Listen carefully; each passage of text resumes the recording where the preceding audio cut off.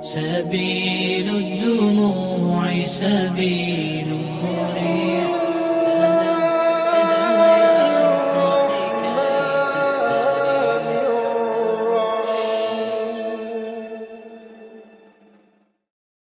ورحمة الله وبركاته. إن الحمد لله نحمده ونستعينه ونستغفره ونتوب إليه ونعوذ بالله من شرور أنفسنا وسيئات أعمالنا إنه من يهده الله فلا مضل له ومن يضلل فلا هادي له أشهد أن لا إله إلا الله وحده لا شريك له وأشهد أن محمدا عبده ورسوله وحبيبه وصفيه وخليله اللهم صل وسلم وبارك على أفضل الأنبياء والمرسلين نبينا محمد وعلى آله وصحبه أجمعين رضينا بالله ربا وبالإسلام دينا وبمحمد صلى الله عليه وسلم نبيا ورسولا.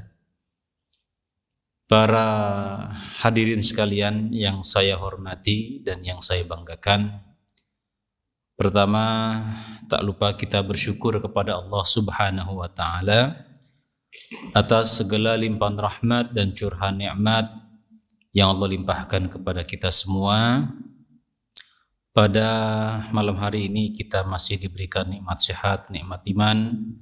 Mudah-mudahan kita senantiasa diberikan kekuatan, kesehatan, dan dijauhkan dari berbagai macam wabah dan musibah. Salawat dan salam kita haturkan kepada junjungan kita Nabi Muhammad sallallahu alaihi wasallam, kepada keluarga beliau, sahabat, dan orang-orang yang senantiasa mencintai dan istiqomah di atas sunnah atau petunjuk beliau. Teman-teman sekalian, para hadirin yang saya hormati dan yang saya banggakan, pada kesempatan malam hari ini, sebagaimana tema yang disampaikan, kita akan berbicara tentang menjadi pribadi ulul albab. Ulul albab umumnya kita akan banyak temukan dalam terjemah mushaf, ya, di terjemahan Kemenak ataupun terjemahan yang ada di dalam HP kita, diartikan sebagai orang yang memiliki akal.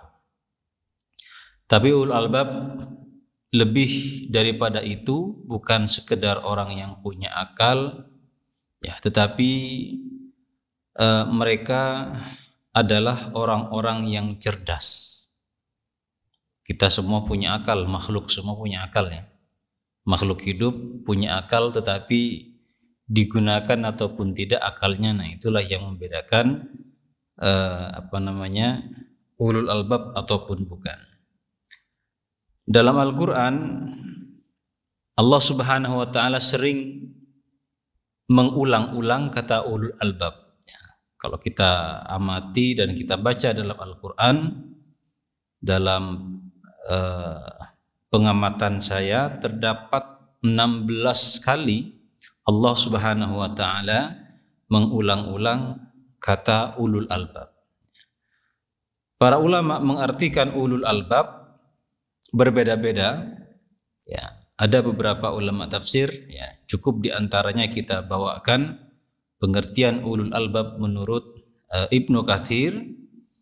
Kata beliau, ulul albab itu diartikan sebagai seseorang yang memiliki kemampuan dalam menggunakan potensi akalnya, ya, kesempurnaan akalnya dalam memahami sesuatu. Jadi ulul albab orang yang menggunakan akalnya, memakai akalnya. Nah, pengertian ini masih pengertian umum. Ada pengertian yang lebih spesifik lagi, ya. Pengertian menurut Profesor Dr. Yusuf Al-Qaradawi, ya. Beliau memaknai ulul albab sebagai kemampuan akal dalam memahami perintah Allah dalam bentuk indrawi. Jadi simpelnya ulul albab itu orang yang melaksanakan perintah Allah dan meninggalkan meninggalkan larangannya. Ya. Jadi ulul albab itu orang yang bertakwa, menjalankan perintah, yang mengamalkan perintah dan meninggalkan larangannya. Wa tazawwadu fa inna khairaz zadi taqwa wattaquni ya ulil albab. Jadi terdapat beberapa kata ulul albab ini dalam Al-Qur'an, ya, dalam surah Al-Baqarah, wa tazawwadu, dan berbekallah kalian, fa inna khairaz zadi taqwa, dan sebaik-baik bekal itu adalah ketakwaan, wattaquni ya ulil albab, dan bertakwalah kepadaku wahai ulul albab. Nah. Kemudian kalau menurut Profesor Dr. Quraish Shihab, ya, ulul albab itu adalah kemampuan seseorang menggunakan akalnya dalam memahami fenomena yang terjadi, ya, fenomena yang terjadi di sekitar kita. Jadi ulul albab itu orang yang dapat menangkap sebuah pesan, yang menangkap sebuah hikmah, ya, yang terjadi atas fenomena yang terjadi di sekitar kita. Nah, ulul albab itu punya kemampuan akal dalam memahami pesan. Misalkan terjadi musibah, terjadi sesuatu fenomena di sekitar kita, maka ulul albab selalu mengambil hikmah, mengambil pesan di balik peristiwa yang terjadi itu. Nah, jadi ulul albab mengaitkan setiap peristiwa yang terjadi di sekitar kita ini, ya, dengan keimanan. Karena kita yakin bahwa segala sesuatu yang terjadi di atas muka bumi ini semuanya adalah atas kehendak Allah Subhanahu wa taala. Allah berfirman, kullan yusibana illa ma kataballahu lana. Katakanlah bahwa tidak akan menimpa kepada kami kecuali sudah tertulis. Nah, kalau kita sudah meyakini demikian, bahwa segala sesuatu yang terjadi ini adalah atas kehendak dan izin Allah Subhanahu wa taala, maka para ulul albab, orang-orang yang cerdas, ya, setiap peristiwa yang terjadi di sekitarnya akan selalu mengaitkan dengan keimanan dan bahkan dapat menambah keimanannya kepada Allah Subhanahu wa taala. Orang yang beriman, Nabi menyebut orang yang beriman itu adalah orang yang cerdas. Begitu juga dalam Al-Quran. Dalam Al-Quran orang beriman itu adalah orang yang cerdas. Jadi kita ini orang beriman insya Allah termasuk orang yang cerdas. Allah berfirman, a'addallahu lahum adaban syadida fattaqullaha ya ulil albab alladzina amanu qad anzalallahu ilaikum dzikra. Allah menyediakan bagi mereka orang-orang yang kafir azab yang sangat keras. Maka bertakwalah kepada Allah, hai orang-orang yang mempunyai akal. Bertakwalah kepada Allah, wahai orang-orang yang cerdas. Siapa ulul albab itu? Kata Allah, alladzina amanu. Ulul albab itu adalah mereka orang yang beriman. Jadi orang yang beriman itu adalah orang-orang yang cerdas. Ya. Alladzi amanu qad anzalallahu ilaikum dzikra. Jadi di sini ada dua kata kunci. Yang pertama adalah iman, yang kedua ada dzikra. Orang yang ulul albab, orang yang cerdas itu adalah orang yang beriman. Dan salah satu yang menjadikan kita menjadikan cerdas itu adalah karena Allah menurunkan kepada kita Quran. Jadi kalau kita ingin cerdas, ya dekat-dekatlah kita dengan Quran. Insya Allah, ya, kita yakin orang yang membaca Al-Quran, menghafal Al-Quran, ya, itu melatih otaknya, melatih akalnya sehingga sehat terus. Kalau badan ini perlu olahraga, kalau otak itu dilatih dengan membaca Quran dan menghafal Quran. Ya. Ada sebuah video juga pernah disampaikan dalam ceramahnya Ustaz Adi Hidayat kalau tidak keliru saya itu. Beliau mengisahkan tentang orang daerah Asia Tengah mungkin itu ya. Pokoknya bukan orang kita juga bukan orang Arab. Beliau mengisahkan orang yang paling tua menghafal Quran. Umur 82 tahun. Seorang nenek-nenek berumur 82 tahun. Beliau menghafal Quran itu kurang lebih dalam waktu 2 tahun bisa hafal Quran. Nenek-nenek lagi. Artinya sesungguhnya Al-Quran itu benar-benar mudah. Walaqad yassarnal Qur'ana lidzikri fahal min mudzakir. Dan sungguh kami mudahkan Al-Quran itu. Ya, adakah orang-orang yang mau mengambil peringatan? Jadi Al-Quran itu mudah. Saking mudahnya Al-Quran itu sampai anak-anak kecil pun banyak yang hafal Quran.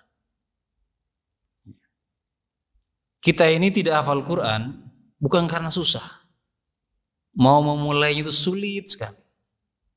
Ya, bahkan terkadang juga sehari kita tidak bisa baca Quran. Paling tidak kita mentargetkan sehari mungkin 1 juz, ada gerakan itu one day one juz. Ya, saya kira gerakan yang baiklah mengajak orang untuk membaca Quran. Tidak bisa 1 juz, setengah juz, ya. Ataupun sehari 1 lembar, yang penting kita baca Quran selain sholat. Ya. Setelah sholat ataupun di waktu senggang kita baca Quran. Ya. Agar kita tadi. Salah satu sebab orang yang beriman itu cerdas adalah karena diturunkan kepada kita zikra Al-Quran. Orang yang beriman yang membaca Al-Quran, memahami Al-Quran, mengamalkan Al-Quran, insya Allah cerdas. Para ulama itu banyak yang umurnya 82 tahun, 80-an tahun, 90-an tahun, tapi ingatan mereka masih luar biasa. Karena apa ya? Karena tadi masih terbiasa dengan Quran. Jadi kalau Al-Quran dikatakan syifa, ya, memang Al-Quran syifa, ya, sebagai obat, ya, obat baik secara fisik ya, ataupun non fisik. Kita meyakini Al-Quran itu orang yang bacanya ya, akan mendapatkan pengaruh yang luar biasa terhadap orang yang baca Al-Quran tersebut. Nah, jadi orang yang beriman disebutkan oleh Allah adalah orang-orang yang cerdas.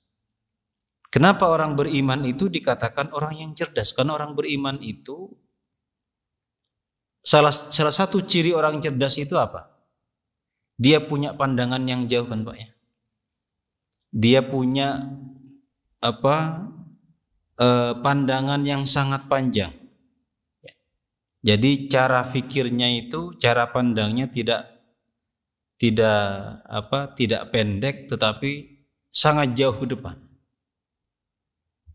Contohnya kita dalam beramal itu tujuannya apa? Orang yang beriman itu dalam beramal tujuannya akhirat kita. Padahal akhirat itu kita tidak tahu seperti apa, bentuknya bagaimana. Ya, jauh masih itu. Tetapi apa yang kita lakukan ini tujuan kita adalah akhirat.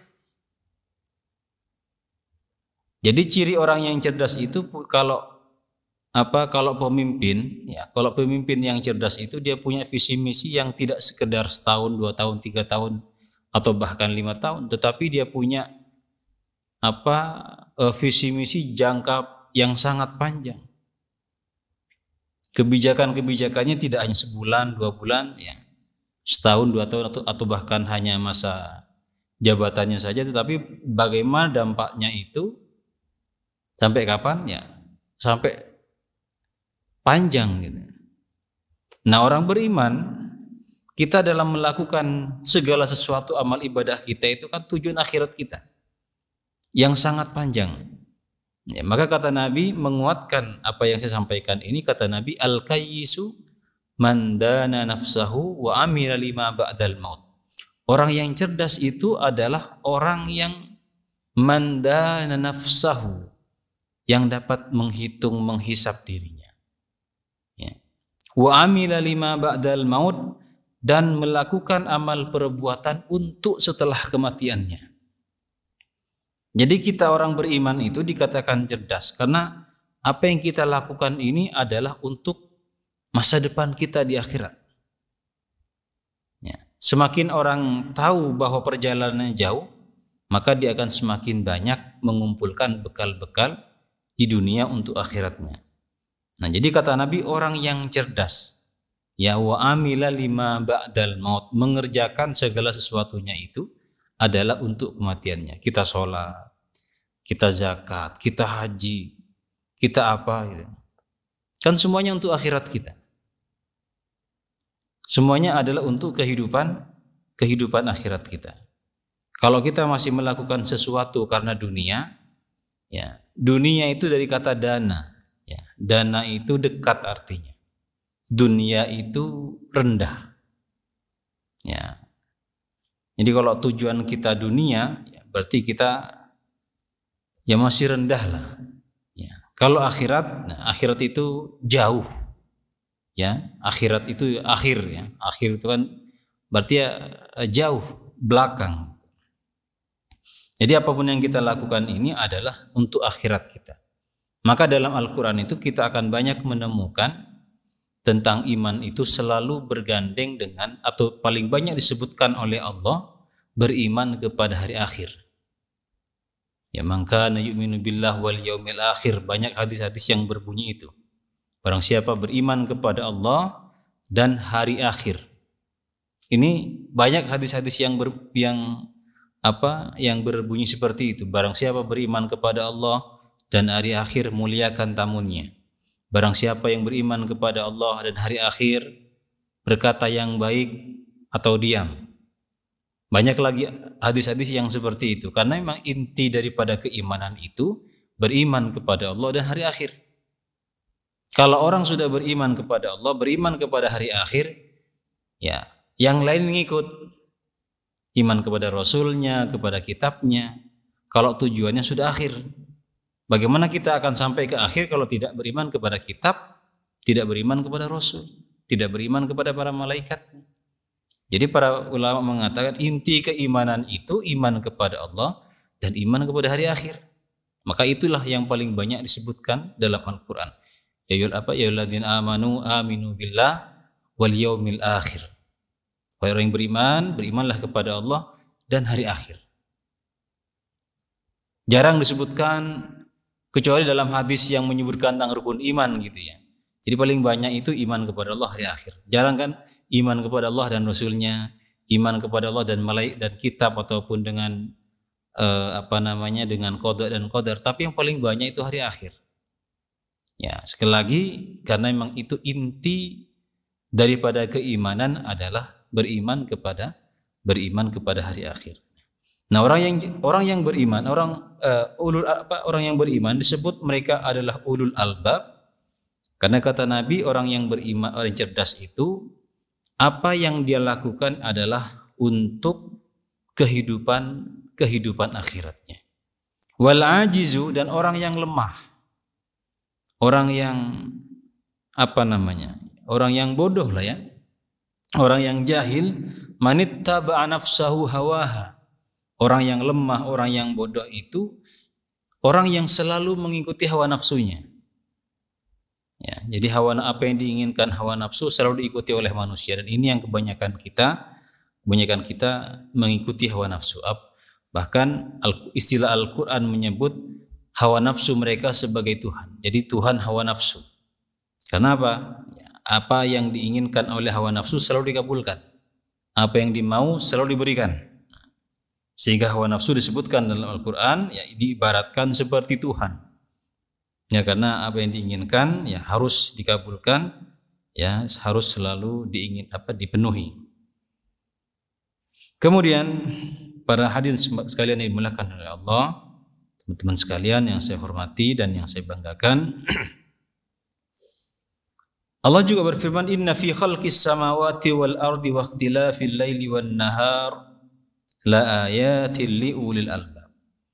Ya, sesungguhnya pada penciptaan langit dan bumi, pergantian siang dan malam, terdapat tanda-tanda kebesaran Allah li ulil albab, bagi orang-orang yang berfikir. Nah, ini tadi yang saya katakan menurut Profesor Dr. Yusuf Al-Qaradawi, ulul albab itu orang yang menggunakan potensi akalnya dalam menangkap sebuah pesan, ya, yang terjadi atas fenomena di sekitarnya.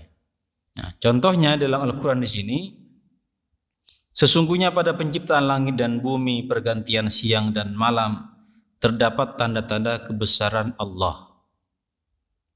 Kalau kita hidup di dunia ini melewati begitu saja, maka kita tidak akan menemukan kebesaran Allah. Ya. Kita dalam kehidupan kita bertemu siang malam, ya.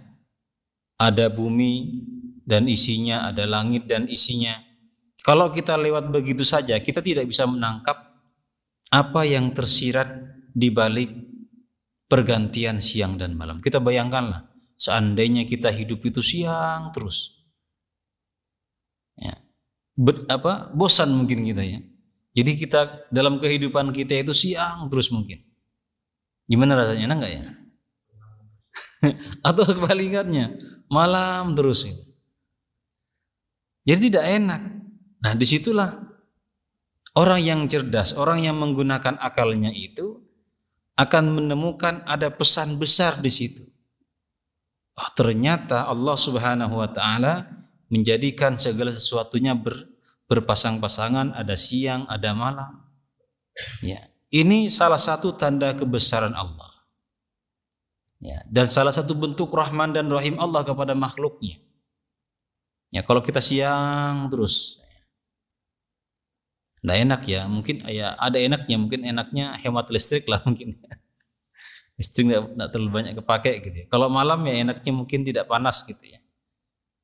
Tetapi Allah mengganti, ya, ada silih berganti.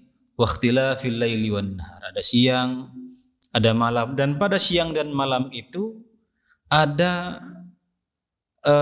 tuntutan kita untuk senantiasa berzikir dan berfikir. Ya, disebutkan dalam ayat selanjutnya nanti, ya, tentang perintah berzikir dan berfikir. Ya, karena ini terkait dengan penciptaan langit dan bumi. Ya, kalau kita bayangkanlah penciptaan bumi yang kita tempati ini, kita melihat memandang sangat besar, padahal kalau dibandingkan dengan planet-planet yang lain, bumi kita ini kecil, Pak. Kalau seandainya planet bumi ini berbenturan, ya, nyangkut dengan planet yang lain, bisa bergoncang habis kita. Kecil bumi kita ini dibanding dengan planet-planet yang lain.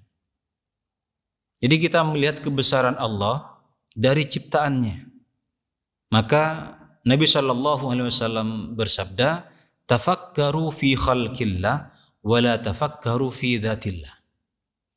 Kata Nabi, berfikirlah, bertafakkurlah, ya, pada ciptaan Allah, pada makhluk Allah, dan jangan berfikir tentang zat Allah.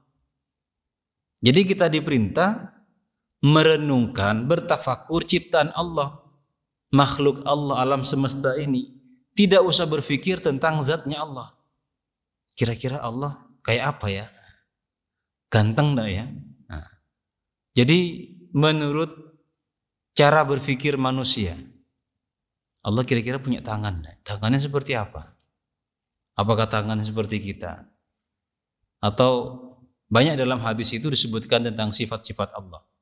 Ya, menyebut Allah tersenyum, Allah melihat, Allah punya tangan, punya kaki.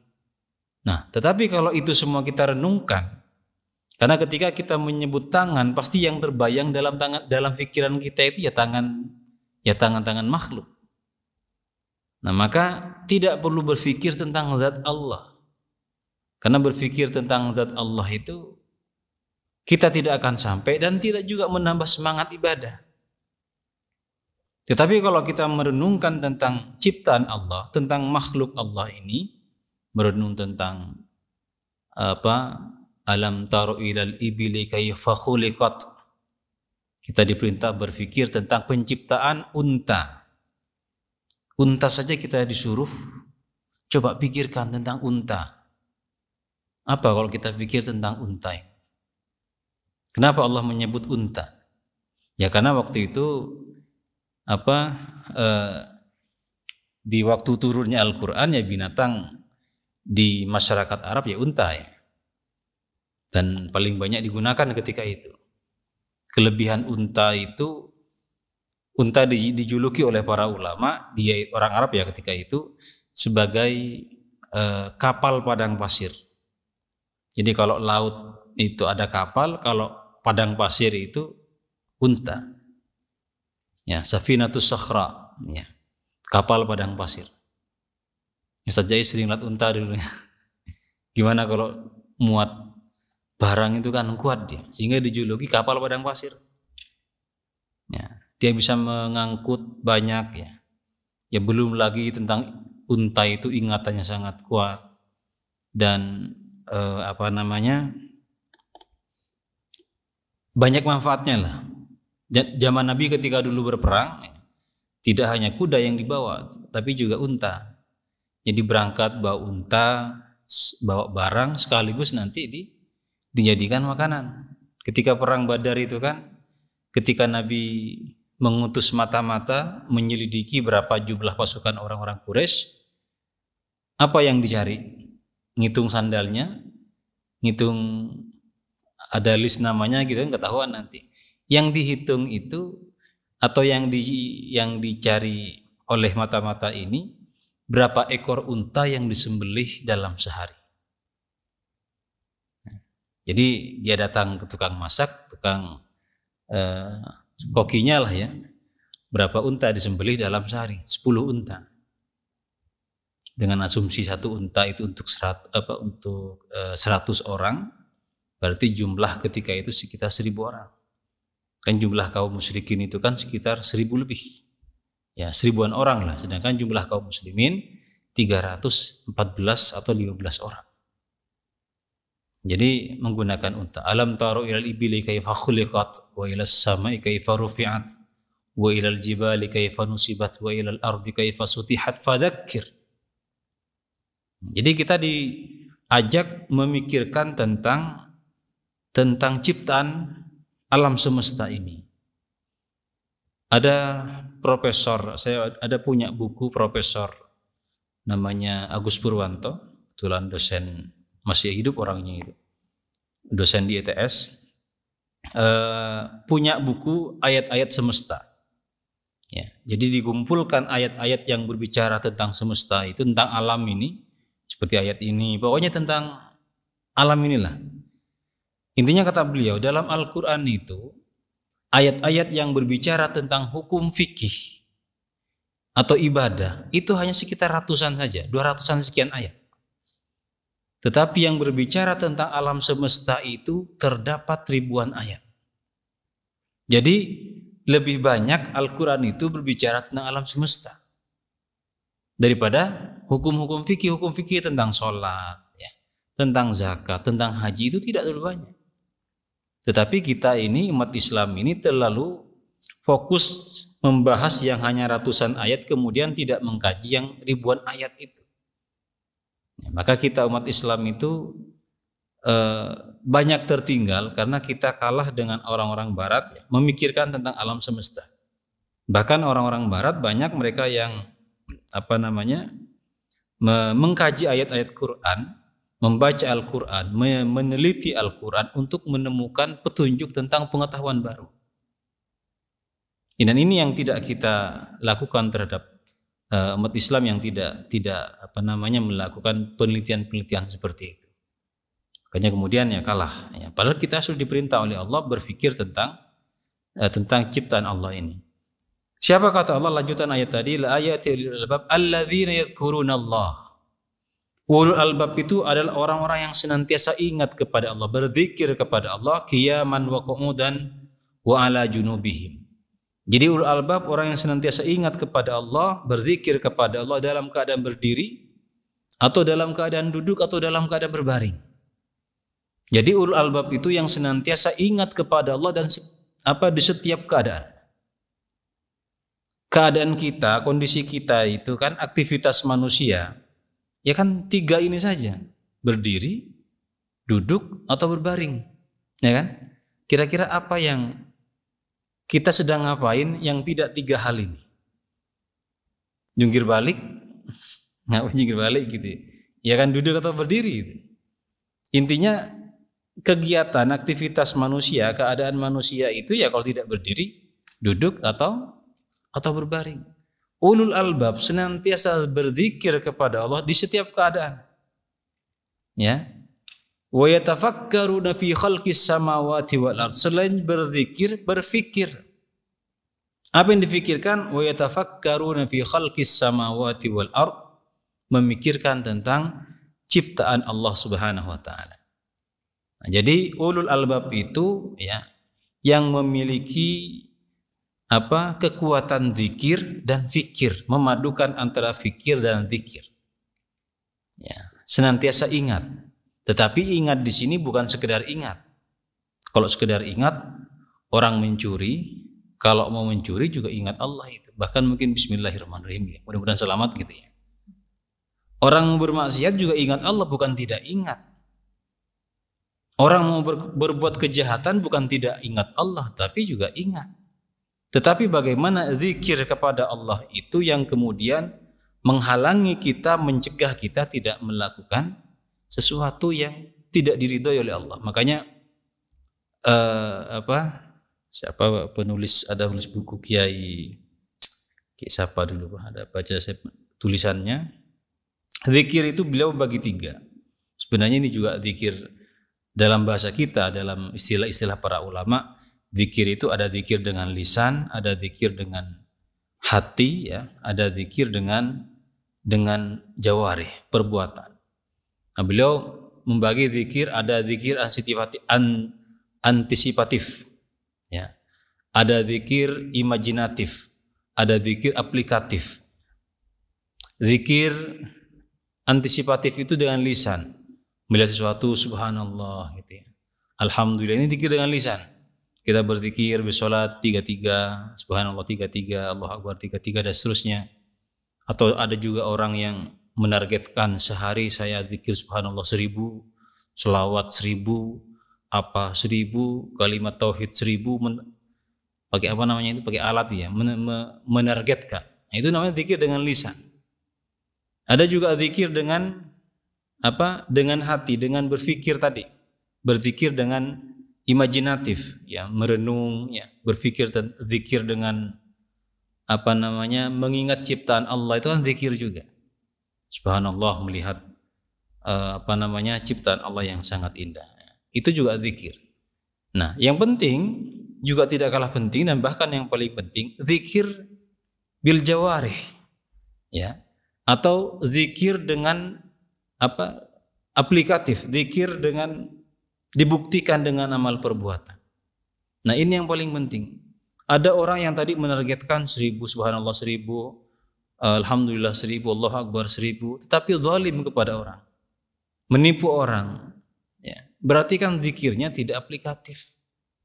Ingat Allah, bahkan subhanallah 2000 tadi, salawat mungkin ribuan juga, tapi masih nipu orang, berbuat zalim kepada orang, tidak ramah kepada saudaranya, tidak suka membantu orang, tidak menolong orang lain, berarti kan zikirnya tidak aplikatif. Nah, yang penting adalah zikir aplikatif ini. Jadi orang yang berzikir atau ingat Allah Subhanahu wa taala kemudian mendekatkan dirinya kepada Allah. Kemudian memikirkan langit dan bumi sampai pada kesimpulan Rabbana ma khalaqta hadza batila. Yaitu setelah dia berpikir kemudian dia berkesimpulan, ya Allah, sungguh apa yang Engkau ciptakan ini tidak ada yang sia-sia. Nah, itulah mereka para ulul albab ya, yang kita kaji, kita lihat dari beberapa ayat dalam Al-Quran, dan masih banyak yang lainnya ulul albab dalam Al-Quran yang kita kaji di sini hanya beberapa ayat saja.